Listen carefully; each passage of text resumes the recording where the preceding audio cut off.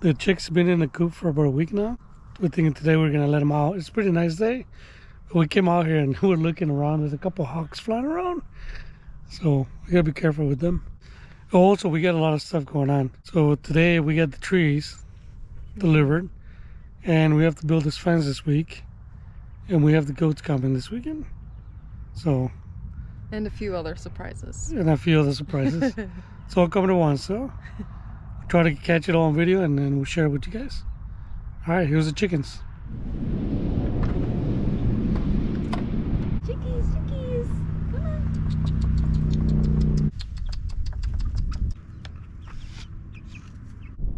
There's 3, 4. 5. One more.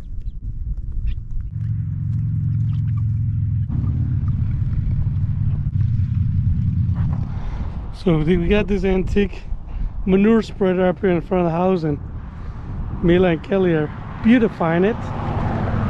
They're putting some perennials in here. What kind of perennials are you planting? They are fruit punch classic coral. It's supposed to look like this when they get older. Yep. And what did you say, Mila? Poppy's gonna be mad. Why? Because they're girl colors. Why am I gonna be mad? Because they're girl colors. Girl colors. Yeah. Because they're pink. Hey, some of them are already growing. Can you show them? See, so these are gonna be what they're gonna look like. They're gonna start sprouting. So as you can see, some of these are already starting to grow. While the girls work on the plants over there, what I'm going to be doing is I'm going to section this area off right here for the goats, and we're going to mark the spots where we're going to dig the holes to put the poles in. So we'll see how far we can get in today with that.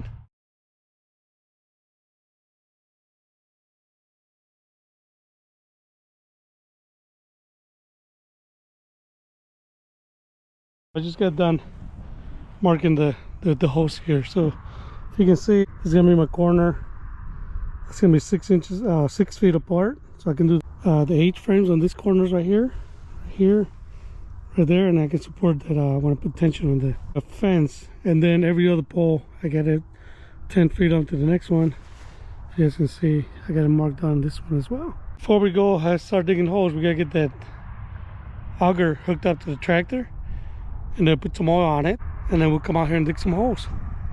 Okay, so here's the auger, and we have to top it off with some oil right here. I think I'm gonna have to hook it up to the tractor first.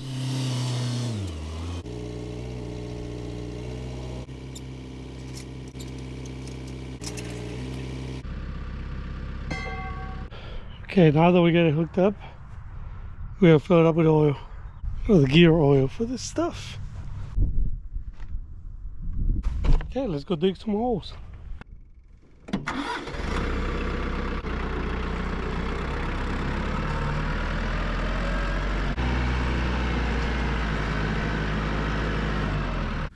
So I'm gonna do a small mark here at 3 feet.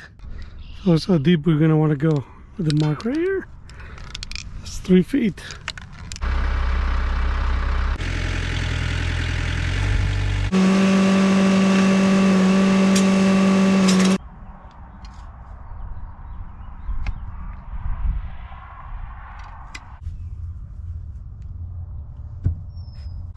Okay, so now that I got that first one, I think that's what I'm going to do for the rest of them.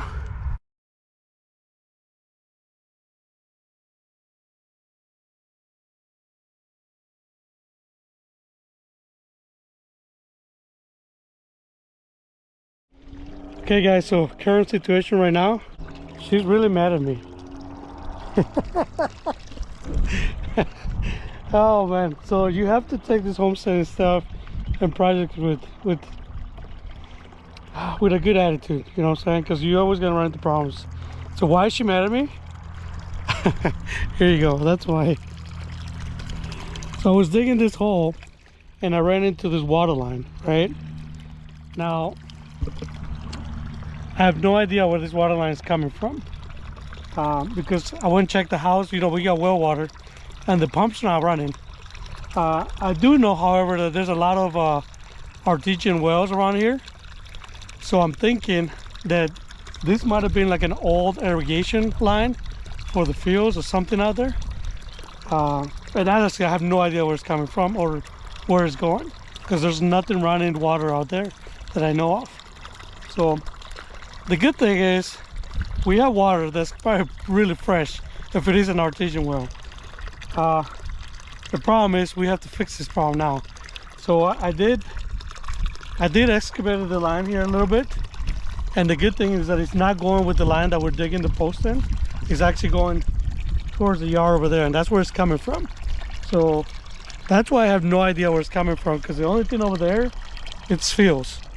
You got my neighbor over there, probably a couple acres over, and you got a house right here. And I mean, the pump is not running in our house, so this is definitely not coming from my house. I doubt that it's coming from my neighbors, because why would it be running through this property over here? So I'm just gonna go with the fact that I think this is an artesian well, and it's just running an irrigation line that was coming this way. So the good thing is I can use this if it is. Probably run some water system here for the goats and for the animals that we have out here.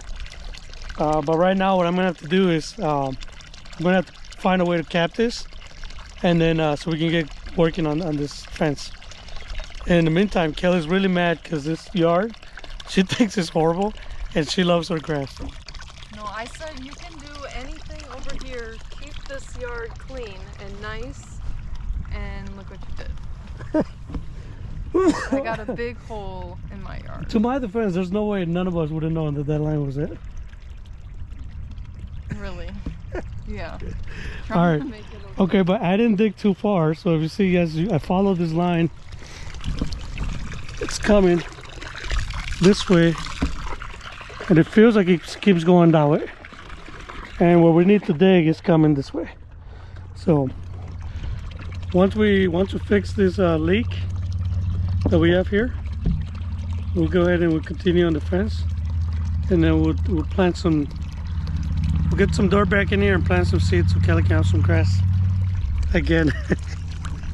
You gotta embrace it. Here, and I know a little bit about plumbing, and to be honest, this water's not under too much pressure.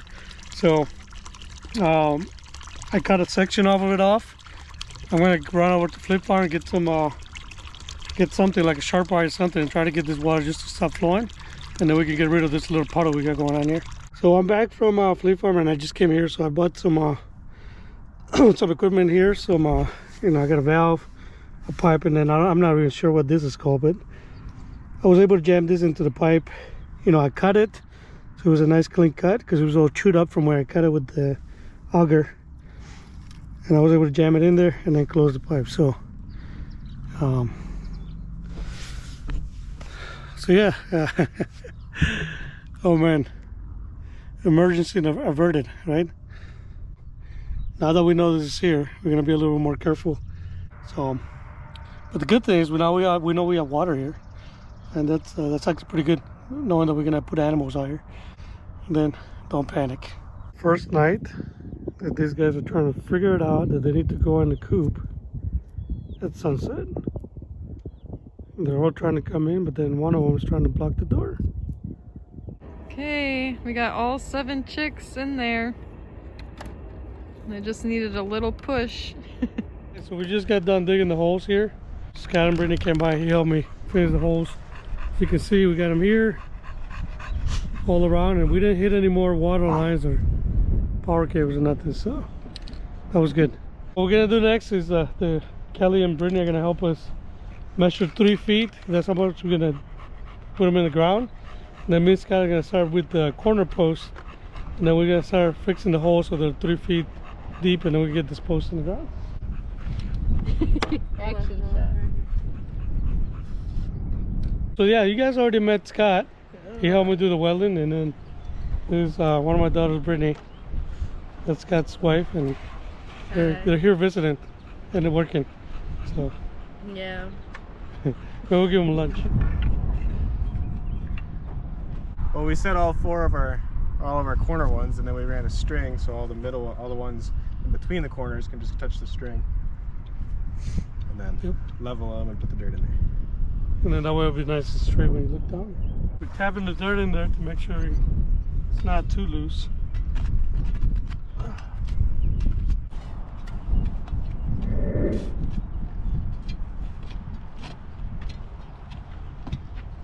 Did you guys see Brittany over there in the back?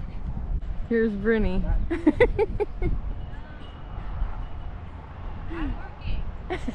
She's working.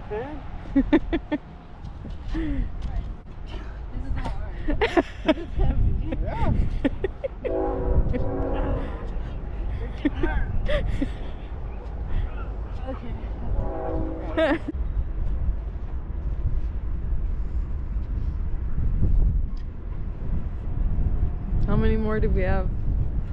1, 2, 3, 8, 9, 10, 11, 16 more to do. That's gonna be you and Poppy soon. Hey guys, welcome back.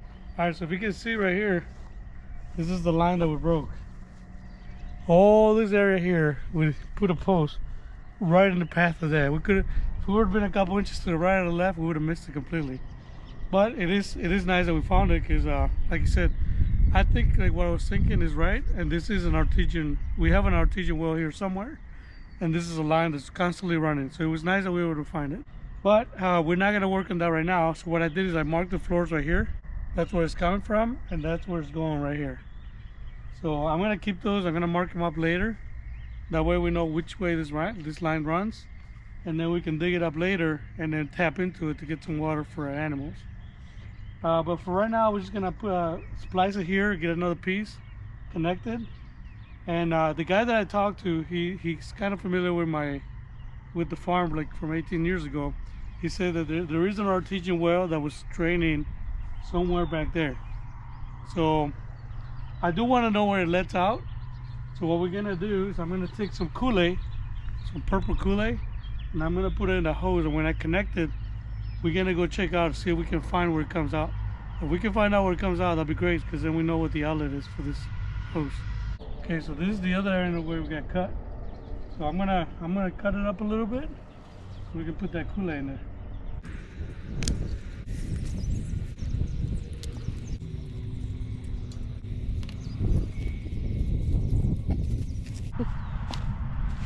I can see your balding spot. But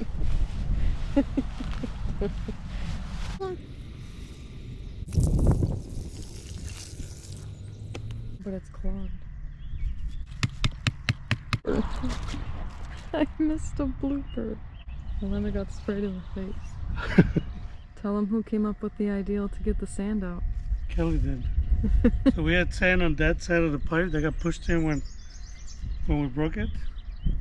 It was getting stuck, and the pressure of the well is not strong enough to push it out.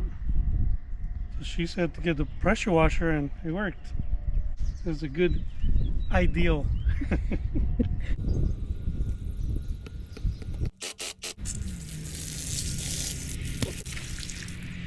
Take 2. Yeah. Oh, there we go. Yep. I don't think we're gonna be able to tell.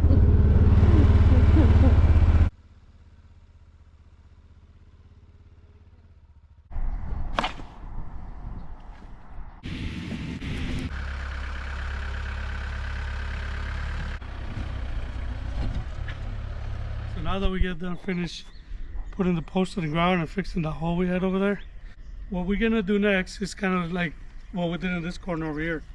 So when we put the fence in here, we're gonna be stretching it, so it's gonna be a lot of tension. So what we need to do is reinforce this corner so it doesn't have too much pressure, otherwise it's gonna bend. So we're gonna do an H-frame, which we already did this one, and then we're gonna show it to you guys on the next one. But the purpose of this is so that this post is reinforced by the 2 posts next to it. So we put a piece of wood right here, and we drove 10-inch nails coming from outside. Now the ones that are facing the inside, like the run, we'll leave out a little bit because we're gonna catch that with a wire here in a minute when we put tension on it. But we'll show you the process. So we went ahead and marked it at 3 feet from the ground, That's how high we want them. So I'm gonna put this right here. It's gonna help us hold it when we put one in over here. We're gonna level it off. And now that it's level, we're gonna mark where we want to cut it. You wanna, if you're doing it a little bit longer, that's fine. Not too much, but just a little bit. So it puts tension on the post when we grab it. We're gonna go ahead and mark the other one right away since we don't have to walk back and forth twice. I'm gonna cut them to length now.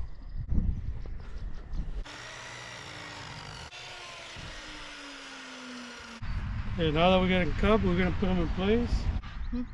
Now we're gonna take and we're gonna do a drill. We're gonna pre-drill a hole, or we're gonna drive our 10-inch nails through there. Take our 10-inch nails.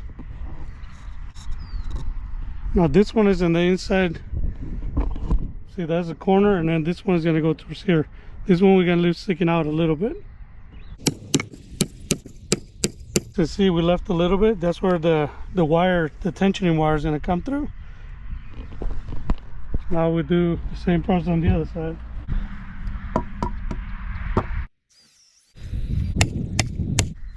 We'll do the same process on this side.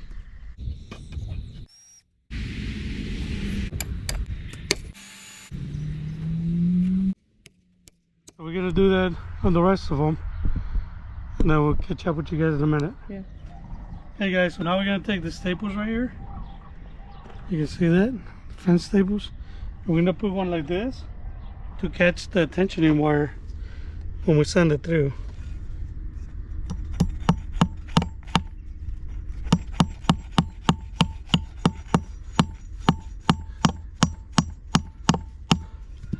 Then we're gonna hang this one so the wire can roll past that.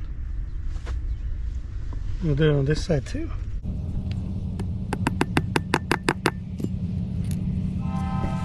We're gonna do that everywhere that we need to put a brace. So now we're gonna put the wire here.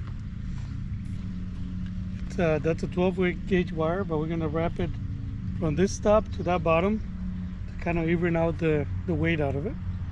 That's what they said anyways in what I read. So we're gonna use some of these come-alongs and the 12 gauge wire, and we're gonna wrap that up.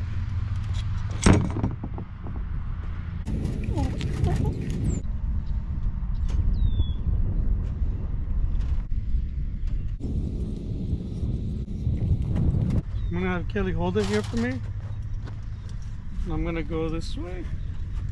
I know some people do the figure 8 under this, and we were trying to do that, but it was getting too tight with the wood and it was breaking our wire. So we're just gonna go around.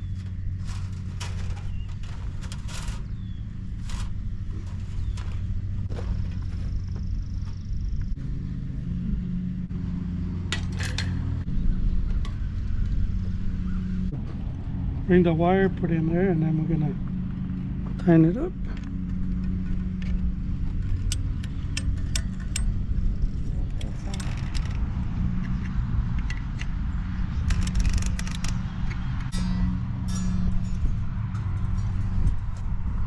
Yeah, and that's what we're gonna do with all of them. We're bracing the posts that are holding weight. So the corners, and this one's holding the gate. That is holding the fence when it gets pulled out. So that's why we're bracing this ones. Okay. We actually forgot to film the other ones, but this is the last part of the fence that we're gonna put up. So what we did is we went ahead and we cut the links for the last 3 here. We're gonna put those around the post. We're gonna wrap it, put staples on it, and then we're gonna use the tractor to pull it tight, and then we'll staple it all the way down to the end.